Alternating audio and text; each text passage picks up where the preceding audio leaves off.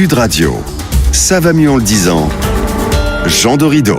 Et dans notre grand matin week-end, on vous retrouve bien sûr régulièrement. Jean Dorido, bonjour. Bonjour Laurence. Alors, vous avez décidé de me surprendre ce matin parce que vous allez me parler de prix Nobel, d'économie, de psychologie. Waouh! Alors oui Laurence, effectivement vous avez raison, cela peut surprendre à première vue. Toutefois, il s'est passé quelque chose d'un peu inhabituel lundi, puisque le prix Nobel d'économie a été décerné à Richard Thaler, un Américain de 72 ans rattaché à l'université de Chicago. Alors jusque-là, me direz-vous, rien d'étonnant, hein. Nous pouvons rappeler que sur les 79 prix Nobel d'économie décernés depuis que cette récompense existe, une seule femme a été distinguée. Quant aux lauréats non américains, ils sont à peine plus d'une vingtaine. Ainsi, on pourrait croire que Richard Thaler n'est qu'un Américain de plus à recevoir cette distinction. Toutefois, ce serait une erreur, car cette récompense est une petite révolution dans le monde de l'économie, dans la mesure où les travaux de M. Thaler consistent précisément à mettre au centre des recherches la psychologie des individus dans l'analyse globale des comportements et des prises de décision des acteurs économiques et financiers. C'est-à-dire, Jean, que les économistes étudient la psychologie humaine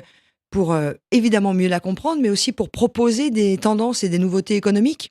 Eh bien oui Laurence, vous avez parfaitement saisi le message. Je partage moi aussi votre étonnement et pourtant, il est nécessaire de rappeler qu'une vieille tradition en économie consiste à envisager que les consommateurs et les investisseurs, c'est-à-dire nous tous en réalité, agissent comme des individus purement rationnels. En fait, l'immense majorité des travaux économiques part de ce postulat que l'individu économique calcule en permanence afin d'aller naturellement vers son profit maximal ou vers la perte minimale. C'est Blaise Pascal, un mathématicien français, Cocorico, qui le premier a théorisé au XVIIe siècle cette vision très raisonnable de l'individu. Depuis, la plupart des théories économiques ont été construites sur ces bases et il faut attendre 2002 pour qu'un psychologue, justement, remporte pour la première fois le prix Nobel d'économie. Il s'agit de Daniel Kahneman. C'est en réalité le père de l'économie dite comportementale, cette approche beaucoup plus réaliste de l'économie qui consiste notamment à partir du constat que nous sommes en permanence sous l'influence du contexte dans lequel nous nous trouvons. Avant même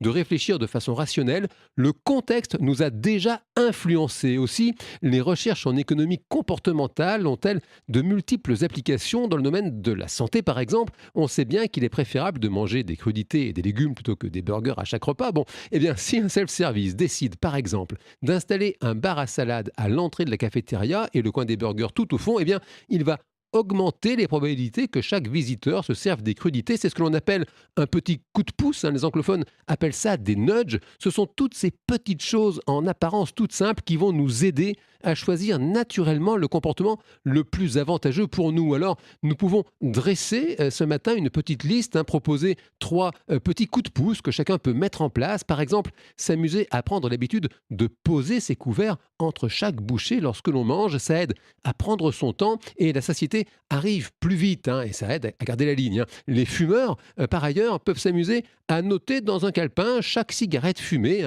une petite barre pour chaque cigarette et puis à la fin, si elle était vraiment bonne, alors transformer la barre en B, je peux vous dire qu'il y a des surprises en fin de journée. Enfin, le fameux challenge des 10 000 pas par jour, c'est tous ces petits jeux amusants sont comme des petits ruisseaux qui, à l'arrivée, nourrissent la grande rivière des bienheureux changements et ça fait du bien. Eh bien, merci beaucoup, Jean Dorido. Je comprends mieux certains de mes comportements et surtout comment moi et vous qui nous écoutez sur Sud Radio ce matin, on peut les faire évoluer.